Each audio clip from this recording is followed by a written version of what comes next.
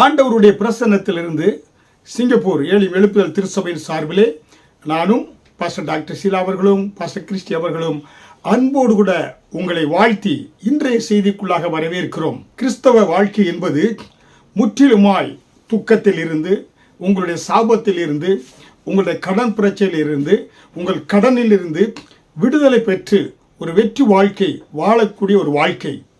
யார் யார் இயேசு கிறிஸ்துவை தன் சொந்த இரட்சகராய் ஏற்றுக்கொண்டு ரட்சிக்கப்பட்டு அவரை தன் வாழ்க்கையில் சொந்த இரட்சகராய் ஏற்றுக்கொள்கிறார்களோ அவர்கள் கஷ்டங்களிலே, கவலைகளிலே, கண்ணீரிலே வாழ தேவையில்லை. ஏனென்றால் உங்களுக்காக ஒருவர் இரத்தத்தை சிந்தி உங்களை மீட்டெடுத்து உலகத்தின் முடிவு வரைந்த உங்களோடு கூட இருக்கிறேன், உங்களை கரம் பிடித்து நடத்துகிறேன், பயப்படாதே என்று சொல்லக்கூடிய ஒரு அருமை இரட்சகர் உங்களுக்கு இருக்கிறார். அவர்தான் இயேசு கிறிஸ்து. அந்த இயேசு கிறிஸ்துவை நான் உங்களுக்கு அறிமுகப்படுத்துகிறோம். இயேசு கிறிஸ்துவை சொந்த இரட்சகராய் ஏற்றுக்கொள்ளாதவர்கள் யாராக இருந்தாலும் இந்த வேளையிலே நீங்கள் என்னோடு கூட இந்த ஜெபத்தை செய்கின்ற பொழுது அவர் உங்கள் வாழ்க்கையிலே சொந்த இரட்சகராய் நீங்கள் ஏற்றுக்கொள்கிறீங்க. அருமையான பரலோக பிதாவே, உங்களுடைய சொந்த குமாரனை எனக்காக பூமிக்கு அனுப்பி அவர் எனக்காக என்னுடைய பாவங்களுக்காக அவர் மரித்து அடக்கம் செய்யப்பட்டு 3ஆம் நாள் உயிரோடு எழும்பி இருக்கிறார் என்பதை விசுவாசிக்கிறேன். அவரே உலக இரட்சகர் என்று நான் அறிக்கையிடுகிறேன். என்னுடைய இரட்சகருமாய் இருக்கிறார் என்று அறிக்கையிடுகின்ற பொழுது உடைய பிள்ளையாக நீங்கள் மாறுறீங்க. ஹல்லேலூயா. இன்றைக்கு நாம் இந்த வேத வசனத்திலிருந்து நாம் பார்க்கின்ற பொழுது எப்படியாக இஸ்ரவேல் ஜனங்கள் எகிப்திலே அடிமைத்தனத்தில் இருந்தாங்க. அடிமைத்தனத்தில் இருந்த அந்த இஸ்ரவேல் ஜனங்கள் எப்படியாக விடுதலை அடைந்து ஒரு பாலும் தேனும் ஓடுகிற கானான் தேசத்துக்குள்ளாக பிரவேசித்தார்கள். அதை போல இயேசு கிறிஸ்துவை ஏற்றுக்கொள்ளாதவர் யாராக இருந்தாலும் நீங்கள் பிசாசின் பிடியிலே இருக்க வேண்டிய அவசியம் கிடையாது. இங்கே இஸ்ரவேல் ஜனங்கள் பழைய ஏற்பாட்டிலே பார்க்கின்ற பொழுது 430 வருடம் அவர்கள் பார்வோனுடைய அடிமையின் கீழே எகிப்திலே இருந்தார்கள். ஹல்லேலூயா. அவங்க பார்த்தீங்கன்னாக்க அந்த அடிமைத்தனத்திலிருந்து விடுதலை ஆக்கப்பட்டு அவர்கள் தேவன் வாக்குத்தத்தம் செய்யப்பட்ட கானான் தேசத்துக்கு வருகிறார்கள். அதை போல கிறிஸ்தவ வாழ்க்கை ஒவ்வொரு பிள்ளைகள் இந்த பூமியிலே இயேசு கிறிஸ்துவை ஏற்றுக்கொள்ளக்கூடிய பிள்ளைகள், நீங்கள் அடிமைத்தனத்தில் வாழ தேவையில்லை, பாவத்தில் வாழ தேவையில்லை, பிசாசின் கட்டுகளிலே பிடியிலே வாழ தேவையில்லை. அதனாலே இயேசு கிறிஸ்து உங்களுக்கு ஒரு பாலும் தேனும் ஓடக்கூடிய அருமையான ஒரு வாழ்க்கையை ஆண்டவர் வைத்திருக்கிறார். ஹல்லேலூயா. அதைத்தான் இந்த பழைய ஏற்பாட்டிலே உபாகமம் 8வது அதிகாரத்தை நாம் பார்த்தோம் என்றால் பக்கம் 234 பழைய ஏற்பாட்டிலே உபாகமம் 8வது அதிகாரத்தை நாம் பார்த்தோம் என்றால் அதில் வசனம் 1 நீங்கள் பிழைத்து பெருகி கர்த்தர் உங்கள் பிதாக்களுக்கு ஆணையிட்டு கொடுத்த தேசத்திலே பிரவேசித்து அதை சுதந்திரிக்கும்படி நான் இன்று உங்களுக்கு விதிக்கிற எல்லா கட்டளைகளின்படியையும் செய்ய சாவதானமாய் இருப்பீர்களாக. பாருங்க, இங்கே ஆண்டவர் என்ன சொல்கிறார் பாருங்க. உங்களுக்கு ஒரு வாக்குத்தத்தம் செய்யப்பட்ட கானான் தேசத்தை கொடுக்கிறேன், அங்கே நீங்க பிழைத்து பெருகி கர்த்தர் உங்கள் பிதாக்களுக்கு ஆணையிட்டு கொடுத்த தேசத்திலே கர்த்தர் ஆபிரகாமுக்கு வாக்குத்தத்தம் கொடுத்தார். அதே போல ஈசாக்கு, யாக்கோபு எல்லாருக்கும் ஆண்டவர் யோசேப்புக்கு வாக்குத்தத்தம் கொடுத்து உங்களுடைய சந்ததி ஜனங்கள், இந்த இஸ்ரவேல் ஜனங்கள் அவர்கள் வாக்குத்தத்தம் செய்யப்பட்ட அந்த கானான் தேசத்துக்குள்ளாக செல்வார்கள் என்று சொன்னாரே, அந்த ஆணையிட்டு கொடுத்த தேசத்தில் நீங்கள் பிரவேசித்து அதை சுதந்திரிக்கும்படி நான் இன்று உங்களுக்கு விதிக்கிற எல்லா கட்டளைகளின்படியும் செய்ய சாவதானமாய் இருப்பீர்களாக என்று சொல்கிறார். ஹல்லேலூயா. நான் வாக்குத்தத்தம் செய்யப்பட்ட தேசத்தில் நீங்கள் போவீங்க, ஆனால் அங்கே என்னுடைய கட்டளைகளை, இந்த வேதத்தை நீங்கள் கை கொள்ள வேண்டும் என்று தேவன் சொல்கிறார். ஹல்லேலூயா. இந்த உபாகமம் 8வது அதிகாரம் வசனம் 1 4 காரியங்களை குறித்து ஆண்டவர் சொல்கிறார். ஹல்லேலூயா. என்ன சொல்கிறாரு? நீங்கள் ஆண்டவருக்கு கீழ்ப்படிவதனாலே வரக்கூடிய ஆசீர்வாதம், பிழைத்து நீங்க என்ன செய்வீங்க, அங்க ஜீவனோடு இருப்பீங்க, உங்களுக்கு என்ன பண்றீங்க, பிழைப்பீர்கள், வாழ்வீர்கள், நீங்க ஜீவனோடு இருப்பீர்கள், அந்த தேசத்துல ஜீவன் உண்டாயிருக்கும் என்று ஆண்டவர் சொல்கிறார். இரண்டாவதாக அந்த தேசத்தில் நீங்கள் பிழைப்பது மட்டுமல்ல, ஜீவனோடு இருப்பது மட்டுமல்ல, நீங்க பெருகுவீங்க. ஹல்லேலூயா. நீங்கள் உங்கள் பிள்ளைகளிலே, உங்களுடைய விவசாயம் மற்றும் எல்லா மந்தைகளிலே, பசுமை புரட்சியிலே, வெண்மை புரட்சியிலே நீங்கள் என்ன செய்வீங்க, பெருகுவீர்கள் என்று ஆண்டவர் ஆசீர்வாதத்தை கூறுகிறார். மூன்றாவதாக என்ன சொல்கிறாரு, அந்த தேசத்திலே நீங்க என்ன செய்வீங்க, பிரவேசித்து அங்கே முன்னேற்றம் உண்டாகும். ஹல்லேலூயா. ஆண்டவர் என்ன சொல்றாரு, அங்கே உங்களுக்கு என்ன உண்டாகும், அந்த தேசத்தில் பிரவேசித்து நீங்க என்ன செய்வீங்க, அங்க வளர்ச்சியை நீங்க காமிங்க. பிரவேசிப்பீங்க என்றால் அந்த தேசத்துக்குள்ளாக நீங்க செல்லுவீங்க, அந்த தேசத்துக்குள்ளாக நீங்க வளர்ச்சியை காண்பீங்க என்று ஆண்டவர் சொல்கிறார். அதோடு மட்டுமல்ல, ஆண்டவர் என்ன சொல்கிறார், உங்களுக்கு ஏன்னா அந்த தேசத்தை சுதந்திரிப்பீர்கள், அந்த தேசத்தை நீங்க அடைவீர்கள். என்னோட வாக்கு தத்தத்தை நீங்கள் கை கொள்கின்ற பொழுது நீங்கள் பிழைப்பீர்கள், உங்களுக்கு ஜீவன் உண்டாகும், பழுகி பெருகுவீங்க. அது மட்டும் இல்லை, அந்த தேசத்துக்குள்ளாக போவீங்க, அங்கே பெருகி அந்த தேசத்தில் எல்லா அந்த எதிரிகளை எல்லாம் துரைத்து விட்டு அந்த தேசத்தை நீங்கள் கான்கர், அதாவது சுதந்திரித்துக் கொள்வீர்கள், பிடித்துக் கொள்வீர்கள். அது உங்களுடைய தேசமாக மாறும் என்று ஆண்டவர் சொல்கிறார். ஹல்லேலூயா.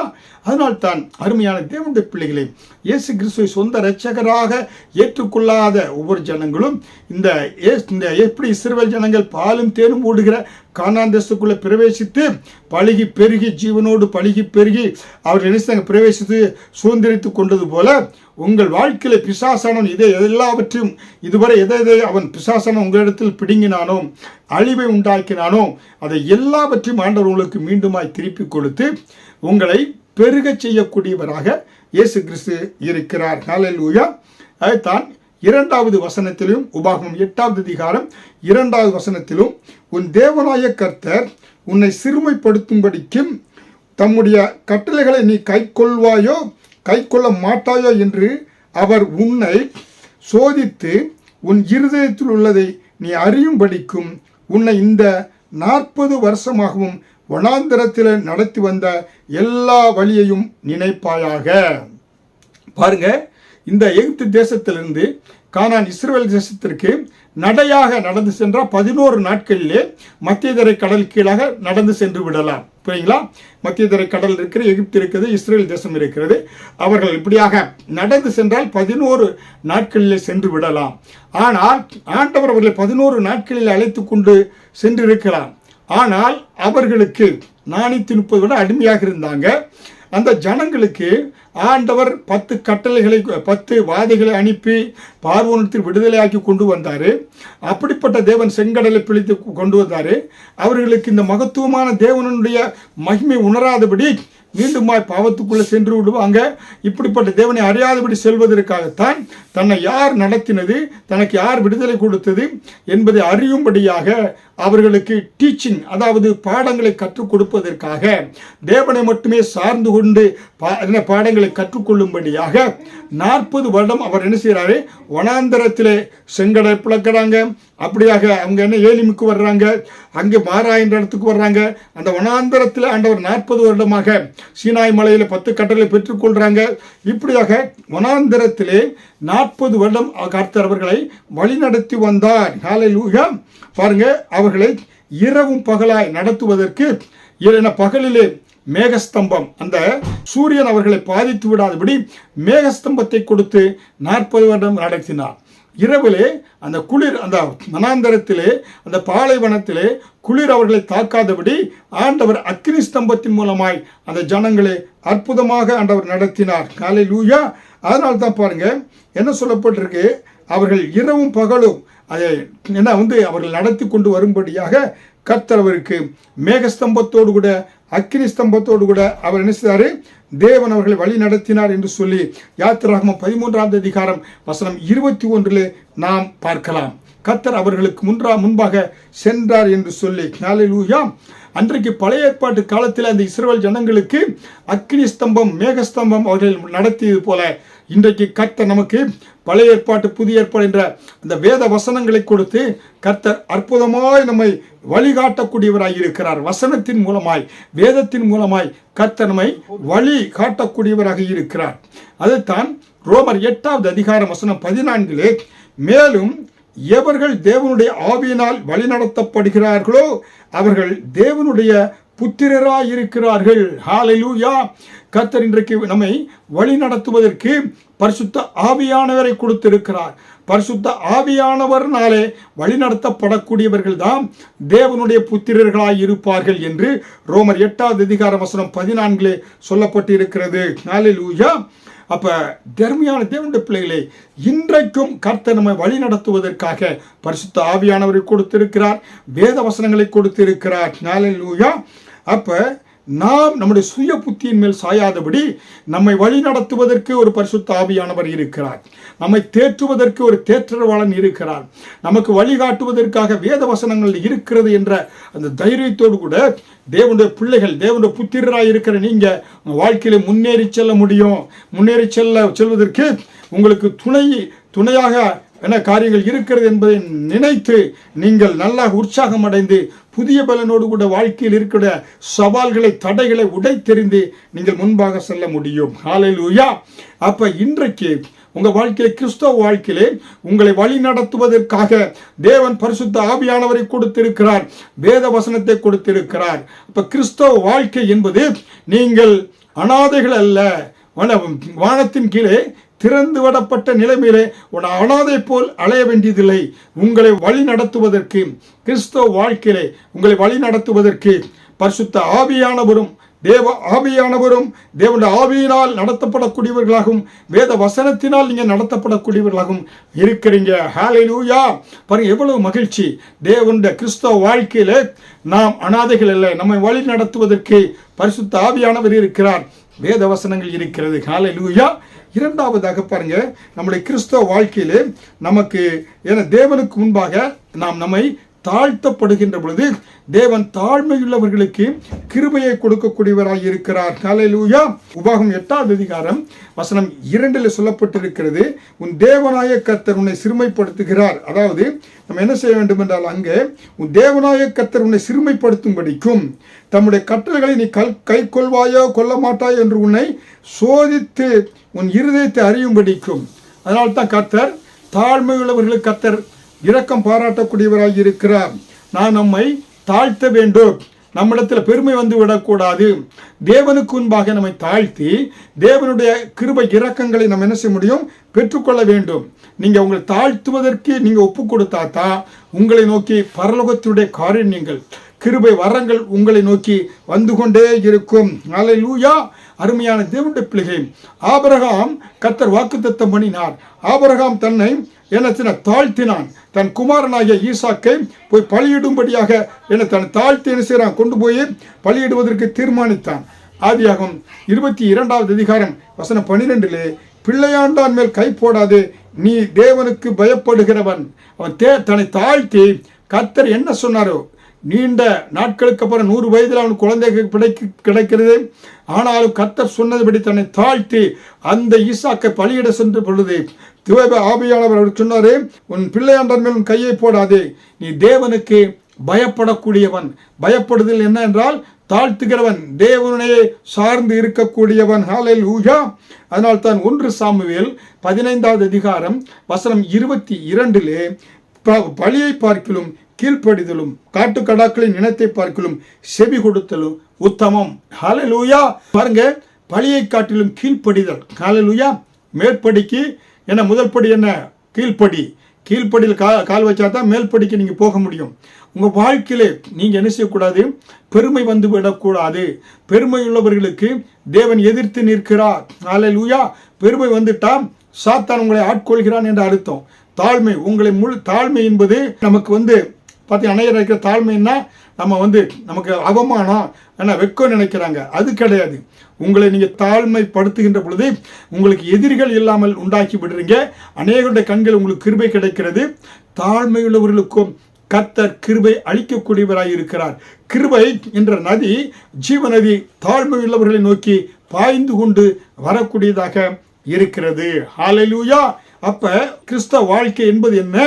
உங்களுக்கு வழிகாட்டுவதற்கு பரிசுத்த ஆவியானவரும் வசனங்களும் இருக்கிறது. கிறிஸ்தவ வாழ்க்கை என்பது என்ன?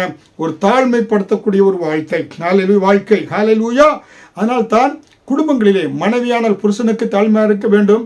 அதே போல இளைஞர்கள் மூப்பருக்கு தாழ்மையாக இருக்க வேண்டும், வேலைக்காரர் எஜமான்களுக்கு தாழ்மையாக இருக்க வேண்டும். அதுதான் கிறிஸ்தவ வாழ்க்கையினுடைய ஆசீர்வாதத்தின் திறவுகோல். கிறிஸ்தவ வாழ்க்கையில ஆசீர்வாதத்தின் திறவுகோல் என்ன? அல்லேலூயா. நமக்கு ஒரு திறவுகோலாக ஆண்டவர் என்ன வச்சிருக்கிறாரு? ஏன்னா பரிசுத்தாவியானவரையும் வேத வசனங்களை வைத்திருக்கிறாரு. அதை சார்ந்து கொள்ள வேண்டும். கிறிஸ்தவ வாழ்க்கையிலே நமக்கு தாழ்மையை தரித்து கொள்ள வேண்டும். அல்லேலூயா. அது மட்டுமல்ல, நம்முடைய கிறிஸ்தவ வாழ்க்கையிலே என தேவனால் போஷிக்கப்படுவது, நம்முடைய அனுதின வாழ்க்கை கர்த்தர் போஷிக்கிறார் என்ற நம்பிக்கை, விசுவாசம் உங்களுக்கு வேண்டும். அல்லேலூயா. பாருங்க, உபாகமம் 8:3 அவர் உன்னை சிறுமைப்படுத்தி உன்னை பசியினால் வருத்தி மனுஷன் அப்பத்தினால் மாத்திரமல்ல கர்த்தருடைய வாயிலிருந்து புறப்படுகிற ஒவ்வொரு வார்த்தையினாலும் பிழைப்பான் என்பதை உனக்கு உணர்த்தும்படிக்கு நீயும் உன் பிதாக்களும் அறியாதிருந்த மன்னாவினால் உன்னை போஷித்தார், கண்மலையிலிருந்து தண்ணீரை கொடுத்தார் என்று சொல்லி உபாகம் 8:3 சொல்லப்பட்டிருக்கிறது. இதே பழைய ஏற்பாட்டில் உபாகம் 8:3 சொன்னதை புதிய ஏற்பாட்டில் மத்தேயு 4:4 இயேசு சொன்னார். என்ன சொன்னாரு? மனுஷன் அப்பத்தினால் மாத்திரமல்ல தேவனுடைய வாயிலிருந்து புறப்படுகிற ஒவ்வொரு வார்த்தையினாலும் பிழைப்பான். லூக்கா 4:4 மனுஷன் அப்பத்தினால் மாத்திரமல்ல தேவனுடைய வாயிலிருந்து வரக்கூடிய ஒவ்வொரு வார்த்தையினாலும் பிழைப்பான் என்று சொல்லுகிறார். அல்லேலூயா. அதனாலே நீங்க என்ன செய்யணும்? ஆண்டவர் 30-40 வருடம் வனாந்தரத்திலே அவர்களை மன்னாவை கொடுத்து போஷித்தார். கண்மலையிலிருந்து ஆண்டவர் என்ன செய்தார்? தண்ணீரை கொடுத்து அவர்கள் தாகத்தை தீர்த்தார் என்று நாம் பார்க்கிறோம். ஹல்லேலூயா. அப்ப கர்த்தர் ஆண்டவர் என்ன செய்கிறார்னாக்க, உங்க வாழ்க்கையினுடைய ஆசீர்வாதத்தின் திறவுகோல் வேதனை இல்லாத ஒரு வாழ்க்கை என்னக்க கிறிஸ்துவுக்குள் நீங்கள் வர வேண்டும்.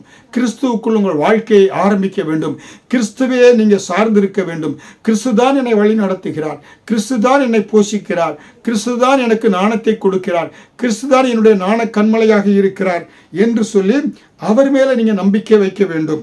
யோவான் 6:33 வானத்திலிருந்து இறங்கி உலகத்திற்கு ஜீவனை கொடுக்கிற அப்பமே தேவன் அருளிய அப்பம். பாருங்க, இயேசு நமக்கு ஜீவ அப்பமாக இருக்கிறார், ஜீவனை கொடுக்கக்கூடியவராக இருக்கிறார், போஷிக்கக்கூடியவராக இருக்கிறார். அல்லேலூயா. அதனால் தான் பிலிப்பியர் 4:19 தம்முடைய ஐஸ்வர்யத்தின்படியே உங்கள் குறைவை எல்லாம் கிறிஸ்து இயேசுவுக்குள் மகிமையிலே நிறைவாக்குவார். அல்லேலூயா. அவர் ஐஸ்வர்ய சம்பன்னர், அண்ட சராசரங்களை படைத்தவர். வானம் பூமி அவருடையது, பொன் வைரம் வெள்ளி எல்லாம் அவருடையது. ஆனால் அப்படிப்பட்ட ஐஸ்வர்யமுள்ள தேவன் நம்முடைய குறைகளை நிறைவாக்குவதற்காக அவர் என்ன ஐஸ்வர்யவான் தரித்திரமானாரே. அவர் என்ன செய்யறாங்க? கிறிஸ்து இயேசுவுக்குள் உங்களுக்கு எல்லாவற்றும் மகிமையிலே நிறைவாக்கக்கூடியவராக இருக்கிறார். அல்லேலூயா. அப்ப உங்களுடைய வாழ்க்கை கிறிஸ்துவை சார்ந்து இருக்கின்ற பொழுது என்ன, சிங்கக்குட்டிகள் தாழ்ச்சி அடைந்து பட்டினியாய் இருக்கும். ஆனால் கர்த்தரை தேடுகிறவர்களுக்கோ ஒரு நன்மையும் குறைவுபடாது. ஹல்லேலூயா. தேவனை தேடுகிறவர்களுக்கு ஒரு நன்மையும் குறைவுபடாதுங்க. ஹல்லேலூயா. சிங்கக்குட்டிகள் தாழ்ச்சி அடைந்து பட்டினியாக கூட கிடக்கும். ஆனால் கர்த்தரை தேடுகிறவர்களுக்கோ ஒரு நன்மை, நீங்கள் பசியிலும் பட்டினியிலும் கண்ணீரிலும் கவலையும் பணக்குறைவிலும் சரீர குறைவிலையோ நீங்கள் வாழ வேண்டிய தேவையில்லை. ஹல்லேலூயா. காட்டில் இருக்கக்கூடிய ராஜா சிங்கம் கூட ஒரு வேளையில் பட்டினியா இருக்கும், இறை கிடைக்காதபடி. ஆனால் கர்த்தரை தேடுகிறவர்களுக்கோ ஒரு நன்மையும் குறைவுபடாது. ஹல்லேலூயா. இதற்கு நான் ஒரு ஜீவனுள்ள சாட்சியை உங்களுக்கு நான் சொல்ல இருக்கிறேன். பாருங்க, ஜெர்மன் தேசத்தில் ஒரு தாயார் 10 பிள்ளைகள். அந்த தாயாருடைய கணவர் இறந்து போய்விட்டாங்க. அந்த தாயார் ஒரு விதவை தாய். 10 பிள்ளைகள், சின்ன பிள்ளைகளா இருக்கிறாங்க. அந்த 10 பிள்ளைகளும் என்ன சொன்னாக்க, ஏன்னா ஒவ்வொரு நாளும் வேலை செய்து தான் இந்த பிள்ளைகளை அவர்கள் போஷிக்க வேண்டும். ஆனால் ஒரு நாள் திடீரென்று இந்த தாயாருக்கு சரீரத்தில் பலவீனம் ஏற்பட்டு விட்டது. இந்த தாயார் 3 நாட்கள் வேலைக்கு செல்ல முடியல. வேலை செய்து கொண்டு வர சம்பளத்தை வைத்து தான் இந்த தாயார் பிள்ளைகளை போஷிக்க முடியும். இப்பொழுதோ தன்னிடத்தில் இருந்த சில இந்த சேமிப்பு வைத்து 3 நாள் பிள்ளைகளுக்கு போஷித்துட்டாங்க. இப்போ பார்த்தீங்கன்னா 3 நாள் முடிந்து இந்த பிள்ளைகளுக்கு போஷிப்பதற்கு எந்த பணமும் அவர்களிடத்தில் இல்லை, ஆகாரம் கொடுக்க முடியல. உடனே இந்த தாயார், இவங்க ரட்சிக்கப்பட்ட தாயாராக இருந்ததுனால வேதத்தை அந்த பிள்ளைகள் எடுத்துக்கொண்டு வர சொல்லி வேதத்தை எடுத்துக்கொண்டு 1 ராஜாக்கள் 17:6 அங்கே எலியாவை கர்த்தர் போஷிக்கும்படியாக காகத்தை அனுப்பினார் என்ற வேத வசனத்தை இந்த பிள்ளைகளுக்கு படித்து சொல்றாங்க. பிள்ளைகளே, பசி பட்னியா இருக்கிறீங்க, என்னிடத்தில் ஆகாரத்தை கேட்குறீங்க, நான் வேலைக்கு செல்ல முடியல, ஆனாலும் நாம் தேவனை நோக்கி பார்ப்போம். அன்றைக்கு கர்த்தர் பசியோடு இருந்த எலியாவை காக்கையை கொண்டு கர்த்தர் போஷித்தார். அதனாலே உங்கள் பிள்ளைகளை உங்களை போஷிக்கும்படியாக கர்த்தர் நமக்கு காகங்களை அனுப்புவார் என்று சொல்லி நாம் ஜெபிக்கலாம் என்று ஜெபித்து விட்டு பிள்ளைகளை தூங்க அனுப்புகிறாங்க. பிள்ளைகள் பசியோடு போகிறாங்க, தூங்குறாங்க. அதில் அந்த கடைசி குட்டி இருக்கக்கூடிய 6 வயது பையன் என்ன செய்கிறான், தன் வீட்டில் இருக்கக்கூடிய அந்த பால்கனி இருப்பாருங்க, அந்த அதில் அங்கே சென்று அவன் அந்த இரவு வேளையில் பால்கனியுடைய ஜன்னலை திறக்கிறான். ஏன்னா ஜன்னலை திறந்து வச்சா தான் காகம் நமக்கு ஆகாரத்தை கொண்டு வரும் என்று சொல்லி அந்த பால்கனியில் போய் சென்று அவன் ஜன்னலை திறக்கிறான். அங்கே இருக்க ஜன்னல் திறக்கின்ற பொழுது அந்த வழியாக இரவிலே அந்த இடத்துல ஒரு பெரியவர் சென்று கொண்டு இருக்கிறார். பெரியவர் இந்த வீட்டுக்கு முன்னால் நடந்து கொண்டு செல்கிறவர். இந்த சிறுவன் அங்கே வீட்டினுடைய ஜன்னல் இந்த இரவு வேளையிலே பயங்கர பனி கூட்டி கொண்டு இருக்கிறது, பயங்கரமான குளிர் இருக்கிறது. இந்த குளிரில் யார் இந்த ஜன்னலை திறப்பது என்று பார்க்கின்ற பொழுது அங்கே ஒரு சிறுவன் அந்த ஜன்னலை திறந்து வைக்கிறான். உடனே அந்த பெரியவர் கேட்கிறார் அவனிடத்திலே, எப்பா தம்பி, ஏன் இந்த வேளையில் இந்த இரவு குளிரான பனி கொட்டு கொண்டிருக்கிற வேளையிலே நீ ஏன் இந்த ஜன்னலை திறந்து வைக்கிறாய் என்று கேட்ட பொழுது அந்த பையன் சொன்னான், நாங்கள் பசியோடு 3 நாள் இருக்கிறோம், எங்கள் அம்மா அந்த வேத வசனத்தை படித்து காண்பித்து என்ன நமக்கு காகம் ஆகாரத்தை கொண்டு வரும் என்று சொன்னாங்க. ஜன்னல் பூட்டி இருந்தால் எப்படி நமக்கு காகம் ஆகாரத்தை கொடுக்கும், அதனால நான் ஜன்னலை திறந்து வைக்கிறேன் என்று சொன்னானாம். இதை கேட்டு அந்த பெரியவர் உள்ளே வந்து அந்த பையனுடைய அந்த வார்த்தையை கேட்டு இந்த குடும்பத்தார் பட்டினியோடு இருக்கிறார்கள் என்று வீட்டுக்கு தட்டி வீட்டில் வந்து கேட்டு அவர்கள் பட்டினியாக இருக்கிறார்கள் என்பதை கேள்விப்பட்டு அந்த பெரியவர் அவனை விசாரித்த அந்த பெரியவர் யார் என்று சொன்னால் அந்த பெரியவர் தான் ஜெர்மன் தேசத்திலே அந்த பட்டணத்திற்கு மேயர் அவர் தானாம். அந்த மேயர் என்ன செய்தார், இந்த சிறுவன் என்னுடைய பட்டணத்திலே ஒரு குடும்பம் பட்டினியாக 3 நாட்கள் வாடிக்கொண்டிருக்கிறதா என்று சொல்லி அவர் துயரப்பட்டு தன்னுடைய அதிகாரிகளுக்கெல்லாம் தொலைபேசியில் அழைத்து ஃபோன் செய்து பெரிய லாரியில் இந்த வீட்டிற்கு தேவையான அரிசி மற்ற எல்லாவற்றையும் அவங்களுக்கு தேவையான எல்லா இந்த ஆகாரத்துக்கு தேவையான எல்லாவற்றையும் பல நாட்கள் சாப்பிடுவதற்கு தேவையான எல்லாவற்றையும் லாரியிலே கொண்டு வந்து உடனடியாக இறக்குவதற்கு எல்லா வழிகளையும் செய்தாராம் அந்த பட்டணத்துடைய மேயர் அவர்கள். ஹல்லேலூயா! அருமையான தேவனுடைய பிள்ளைகளே, எப்படியாக ஒரு விசுவாசத்தோடு தேவனுடைய பிள்ளைகளே, அதனால்தான் சிங்க குட்டிகள் தாழ்ச்சியடைந்து பட்டினியாக கிடந்தாலும் கர்த்தரை தேடுகிறவர்களுக்கு ஒரு நன்மையும் குறைவுபடாது. ஹல்லேலூயா! பாருங்கள், அவன் அன்றைக்கு அந்த ஜன்னலை மூடி வைத்திருந்தால் அந்த முதியவர் அவர் அப்படியாக கடந்து சென்றிருப்பார். அந்த முதியவருக்கு அந்த பெரியவருக்கு இந்த குடும்பத்தினுடைய சூழ்நிலை தெரிந்திருக்காது. ஹல்லேலூயா! ஆனால் அந்த நம்முடைய தேவன் அன்றைக்கு அந்த தேவனுடைய பிள்ளைகளை குறைவின்றி அருமையாய் கர்த்தர் போஷித்தார், பாதுகாத்தார். ஹல்லேலூயா! பாருங்க எப்படி. அதனால தாங்க தேவனை நீங்க தேடி பாருங்க. சிங்க குட்டிகள் கூட பட்டினி தாழ்ச்சியா இருந்து பட்டினியா கிடக்கும். ஆனால் கர்த்தரை தேடுகிற ஒருவர் கூட குறைபட்டு போனதே கிடையாதுங்க. ஹல்லேலூயா! அதற்கு நாங்கள் சாட்சி. ஹல்லேலூயா! நாங்கள் சிறு பிள்ளையாக இருந்தபோது 7 பேர் எங்கள் குடும்பங்களிலே எங்கள் பெற்றோர்கள் எல்லாரும் கஷ்டப்பட்டாங்க. பயங்கரம். சாப்பிடுவதற்கு கூட அந்த நாட்களிலே பயங்கரமான ஒரு வறுமை. ஏன்னா ஆகாரங்கள் கொடுக்க முடியாது, அரிசி இருக்காது, கோதுமை இருக்காது. அந்த நாட்களில் கூட கேபேஜ் எங்களோட தோட்டத்தில் கேபேஜ் போட்டிருப்போம், முட்டைக்கோஸ், அதை வெட்டி தான் எங்களுக்கு மதிய ஆகாரம் இரவு எல்லாம் கொடுப்பாங்க. அப்படிப்பட்ட நாட்களில் வாழ்ந்த பொழுது கூட கர்த்தர் அது இந்த சூழ்நிலையெல்லாம் மாற்றி இன்றைக்கு எங்கள் குடும்பத்தில் ஒவ்வொருவரும் கர்த்தர் நிறைவாக ஆசீர்வதித்திருக்கிறார். ஹல்லேலூயா! அதனால் தான் கர்த்தரை தேடுங்க. நீங்கள் வாழ்க்கையில் குறைவு விட்டுவே போக மாட்டீங்க. கர்த்தரை தேடுபவர்களுக்கு ஒரு நன்மை கூட குறைவுபட்டு போகாது. அதற்கு உலகத்தில் 1000 சாட்சிகள் இருக்கிறாங்க. ஹல்லேலூயா! அப்ப கிறிஸ்துவ வாழ்க்கை என்பது இயேசுவே உங்களை போஷிப்பார். கிறிஸ்துக்குள்ளா இருக்கிற பொழுது, இயேசுவை நீங்க சார்ந்து கொண்டு இருக்கிற பொழுது இயேசு உங்களை போஷிப்பார். ஹல்லேலூயா! பாருங்க, இயேசு எப்படிப்பட்டவராய் இருக்கிறாரு, உங்களை வழி நடத்தக்கூடியவராய், உங்களுக்கு வழி நடத்தக்கூடிய ஆண்டவர் பரிசுத்த ஆவியானவர் கொடுத்திருக்கிறாரு. தேவ ஆவியானவரை வேத வசனங்களை கொடுத்திருக்கிறாரு. தேவனுக்கு முன்பாக நீங்க தாழ்மையா இருக்கின்ற பொழுது தாழ்மையில் அவர் நோக்கி கிருபை, மடை திறந்த வெள்ளத்தை போல கிருபை பாய்ந்து கொண்டு வருகிறது. அதே போல தேவனே உங்களை போஷிக்கக்கூடியவராய் இருக்கிறார். தேவனை தேடுகிறவர்களுக்கு ஒரு நன்மையும் கூட குறைபட்டு போகாது. அது மட்டுமல்ல, தம்முடைய ஐஸ்வர்யத்தின்படி இயேசு ஐஸ்வர்ய சம்பனராய் இருக்கிறார். அவர் உங்களை குறைவுள்ளெல்லாம் நிறைவாக்கி கிறிஸ்து இயேசுவுக்குள் மகிமையிலே நிறைவாக்குவார். குறைவுகளை எல்லாம் நிறைவாக்குவாருங்க. நம்புங்க, இது ஜீவனுள்ள ஒரு தேவனை உங்களுக்கு அறிமுகப்படுத்துகிறோம். நீங்கள் கண்ணீரோடு, கவலையோடு, வேதனையோடு கூட நீங்கள் பில்லி சூனியத்தில் கொடுக்க மந்திர மாயங்களோடு வாழ தேவையில்லை. இயேசுவை நீங்கள் சார்ந்து கொள்ளுங்க. ஹல்லேலூயா. அது மட்டுமல்ல, கிறிஸ்தவ அந்த வாழ்க்கை என்பது என்னன்னாக்கா தேவனையே முற்றிலுமாய் சார்ந்து இருப்பது. உபாகமம் 8ஆம் அதிகாரம் வசனம் 3 கர்த்தருடைய வாயிலிருந்து புறப்படுகிற ஒவ்வொரு வார்த்தையாலும் மனிதன் பிழைப்பான். புரியுங்களா? அங்கே சொல்லப்பட்டிருக்கிறது, கர்த்தர் தேவனுடைய வாயிலிருந்து புறப்படுகிற ஒவ்வொரு வார்த்தையினாலும் அவன் பிழைப்பான். ஹல்லேலூயா.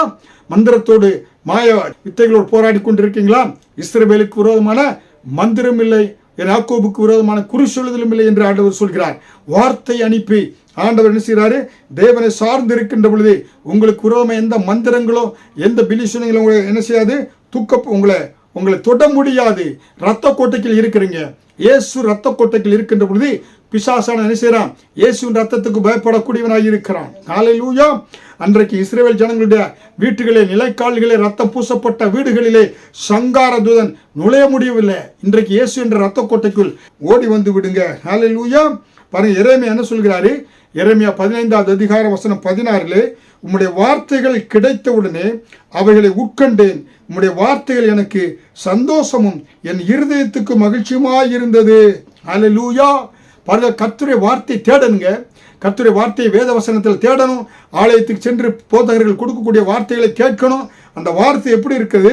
அந்த வார்த்தை உட்கொண்ட பொழுது அது எனக்கு சந்தோஷமும் என் இருதயத்துக்கு மகிழ்ச்சியுமாய் இருந்ததுதான். ஹல்லேலூயா. உலகத்தினுடைய மது உங்களுக்கு மகிழ்ச்சி கொடுக்க முடியாது. கர்த்தருடைய சமூகமே, தேவனே நீங்கள் சார்ந்து கொள்கின்ற பொழுது கர்த்தருடைய வார்த்தை உங்களுக்கு என்ன செய்யக்கூடியதாக இருக்கிறது? மகிழ்ச்சியை கொடுக்கக்கூடியதாக இருக்கிறது. ஹல்லேலூயா. அது மட்டுமில்ல, கிறிஸ்துவுக்குள் வருகின்ற பொழுது உங்களுக்கு நம்பிக்கை கொடுக்கக்கூடியதாக இருக்கிறது. உபாகமம் 8ஆம் அதிகாரம் வசனம் 8-9 பார்க்கின்ற பொழுது, உன் தேவனாகிய கர்த்தர் உன்னை நல்ல தேசத்தில் பிரவேசிக்க பண்ணுகிறார். பள்ளத்தாக்குகளும் மலைகளிலிருந்து புறப்படுகிற ஆறுகளும் ஊற்றுகளும் ஏரிகளும் உள்ள தேசம். அது கோதுமையும் வார்கோதுமையும் திராட்சை செடிகளும் அத்திமரம் மாதாளம் செடிகளும் உள்ள தேசம். அது ஒலிவ மரங்களும் எண்ணெயும் தேனும் உள்ள தேசம். அது தாழ்ச்சி இல்லாமலும் அப்பம் புசிக்கத்தக்கதும் ஒன்றும் உனக்கு குறைவுபடாத தேசம். அது கல்லுகளும் இரும்பாயிருக்கிறதும் செம்பு வெட்டி எடுக்கத்தக்க மலைகள் உள்ள தேசம். எல்லா ஆசீர்வாதங்களும் உள்ள நல்ல பாலும் தேனும் ஓடுகிற தேசம்தான் கிறிஸ்தவ ஜீவியம். ஹல்லேலூயா. அதனால் தான் உபாகமம் 8ஆம் அதிகாரம் வசனம் 17 17ஆவது வசனம் 18 உன் தேவனாகிய கர்த்தரை நினைப்பாயாக. அவரே உன் பிதாக்களுக்கு ஆணையிட்டு கொடுத்த தம்முடைய உடன்படிக்கையை உறுதிப்படுத்தும்படிக்கு இந்நாளில் உனக்கு ஐஸ்வர்யத்தை சம்பாதிப்பதற்கான பலனை உனக்கு கொடுக்கிறார். அருமையான தேவனுடைய பிள்ளைகளை, இயேசுவை நீங்கள் சார்ந்து இருக்கின்ற பொழுது அவர் என்ன செய்தாரு? வாக்குத்தத்தம் பண்ணினபடியாக ஐஸ்வர்யத்தை சம்பாதிப்பதற்கான பலனை இயேசுவே கொடுக்கிறார். இயேசு ஏன் தரித்திரனாராரு? உங்கள் தரித்திரத்தை அவர் ஏற்றுக்கொண்டு உங்களை ஐஸ்வர்யவான்களாய் மாற்றும்படியாய் இயேசு சிலுவையிலே தரித்திர கோலத்தை ஏற்றுக்கொண்டார். நீங்கள் ஐஸ்வர்யவான்களாய் மாறும்படியாக தன்னிடத்திலிருந்து ஐஸ்வர்யத்தை உங்களுக்கு கொடுத்து அவர் தரித்திரத்தை ஏற்று சிலுவையில் எல்லாவற்றையும் அவர் தீர்த்து விட்டார். ஹல்லேலூயா. அருமையான தேவனுடைய பிள்ளைகளே, உங்கள் வாழ்க்கையிலே ஆவி ஆத்மா சரீரத்திலே பரிபூர்ண ஜீவனோடு நீங்கள் வாழ வேண்டும் என்று கர்த்தர் பிரியப்படுகிறார். ஹல்லேலூயா. அதனாலே கிறிஸ்தவ ஜீவியம் என்பது என்ன? கர்த்தர் உங்களுக்கு வழி நடத்தும்படியாய் பரிசுத்த ஆவியானவரை கொடுத்திருக்கிறார். வேத வசனங்களை கொடுத்திருக்கிறார். கர்த்தருடைய சமூகத்துக்கு முன்பாக தாழ்மைப்படுகின்ற பொழுது தாழ்மையுள்ளவர்களுக்கு கர்த்தர் கிருபை அளிக்கக்கூடியவராய் இருக்கிறார். கர்த்தரே உங்களை போஷிக்கக்கூடியவராய் இருக்கிறார். அவரை சார்ந்து கொள்கின்ற பொழுது கர்த்தர் அற்புதமாய் உங்களை போஷிக்கக்கூடியவராய் இருக்கிறார். அது மட்டுமல்ல, முற்றிலுமாய் கர்த்தரை சார்ந்து கொள்ள வேண்டும். ஆத்துல ஒரு கால் சேத்துல ஒரு ஆட்கள்ல உங்கள் முழு இருதயத்தோடு தேவனை நீங்கள் என்ன செய்யணும்? சார்ந்து கொள்ள வேண்டும். அது மட்டுமல்ல, கிறிஸ்துவின் மேலே நீங்கள் நம்பிக்கை வைக்கின்ற பொழுது அவர் என்ன செய்கிறார்? உங்களுக்கு எல்லாவற்றிலும் தேவன் உங்களை நிறைவாய் ஆசீர்வதித்து அற்புதமாக நடத்துகிறார். அருமையான தேவனுடைய பிள்ளைகளை, இந்த வாரம் முழுவதும் எப்படியாக கிறிஸ்துவை ஏற்றுக்கொள்ளுகிற பிள்ளைகளுக்கு தேவன் எப்படிப்பட்ட ஒரு ஆசீர்வாதத்தை, பாலும் தேனும் ஓடுகிற மலைகளும் பள்ளத்தாக்கும் உள்ள ஜீவநீரூற்று ஓடுகிற, அதே போல ஆண்டவர் அங்கே என்ன செய்கிறாரு, பசுமை புரட்சி வெண்மை புரட்சியை கொடுத்து ஒரு குறைவும் இல்லாதபடி கர்த்தர் அப்படிப்பட்ட ஆசீர்வாதத்தை இஸ்ரவேல் ஜனங்களுக்கு ஆண்டவர் கொடுத்தார். அதே ஆசீர்வாதத்தை உங்களுக்கும் கொடுத்து தேவன் நடத்துவார். உங்களுக்காக பிரார்த்தனை செய்கிறேன். எல்லா தீங்குக்கும் வியாதிகளுக்கும் விபத்துகளுக்கும் கர்த்தர் இந்த வாரம் முழுவதும் உங்களை பாதுகாத்து, என கிட்னி நோய் எடுக்கிறவர்களுக்கு அற்புத சுகத்தை இப்பொழுதே கர்த்தர் கட்டளை கொடுக்கிறார். அதே போல மூட்டு வலி, இடுப்பு வலி, அதே போல ஹார்ட் அட்டாக், அடைப்பு இருக்கிற எல்லா பிள்ளைகளையும் இயேசு கிறிஸ்துவின் நாமத்தில் ரத்தத்தை தெளிக்கிறேன், விடுதலை கட்டவிழ்த்து விடுகிறேன். அற்புத சுகம் இப்பொழுது உண்டாவதாக. ஒவ்வொருவரையும் தொடுவீராக. உச்சந்தல் உள்ளங்கார் வரை ஆண்டவரே நீர் உம்முடைய ரத்தத்தை தெளித்து பிள்ளைகளை பாதுகாத்து அற்புதமாய் ஜீவனுள்ள சாட்சியுள்ளவராய் நிறுத்துவீராக. சம்பூர்ணமான ஆசீர்வாதம் ஒவ்வொருவருக்கும் கொடுப்பீராக. ஆண்டவர் ஒவ்வொருவரையும் நடத்தும் ஆசீர்வதியும் இயேசுவின் மூலம் ஜெபிக்கிறேன் ஜீவனுள்ள நல்ல பிதாவே, ஆமீன். கர்த்தர் உங்களை ஆசீர்வதிப்பாராக.